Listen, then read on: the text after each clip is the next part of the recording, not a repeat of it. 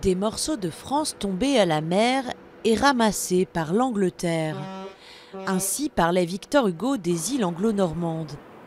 Et c'est à Guernesey que l'écrivain français passa 15 ans de son exil dans cette maison, Hauteville House, une demeure qu'il achète en 1856, puis qu'il aménage et décore lui-même. Alors le V, on peut le retrouver là, un VH, il joue beaucoup avec les noms et avec son nom et les formes. Et puis donc, Du sol au plafond et sur les 3 étages, la demeure imaginée par Victor Hugo livre une facette méconnue de l'écrivain.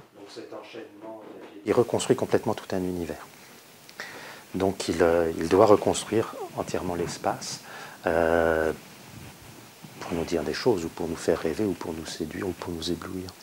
Donc c'est vraiment son esprit projeté en 3 dimensions. Donc on est à l'intérieur de la boîte crânienne de Victor Hugo.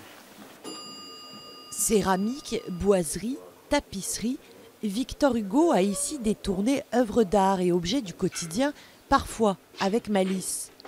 Mais à Guernesey, balayé par vents et embruns, les bâtiments souffrent et Hauteville House n'est pas épargné. Infiltration et humidité menacent la maison et ses décors. Le musée ferme donc aux visiteurs pour 18 mois de travaux. Le feutre imprimé est complètement ruiné, donc ça aussi on doit le restituer. On va éviter les infiltrations qui venaient souvent le long du toit par ici, et donc qui ruisselaient sur les canapés.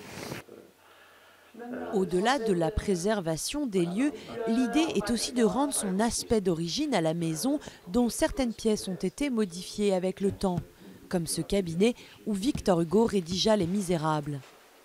L'endroit où Victor Hugo a écrit Les Misérables, il faut qu'il retrouve à peu près l'aspect qu'il avait quand Victor Hugo a écrit Les Misérables. Cette maison, elle vaut en tant qu'œuvre de Victor Hugo. Donc la seule chose intéressante, c'est l'état voulu et créé par Victor Hugo.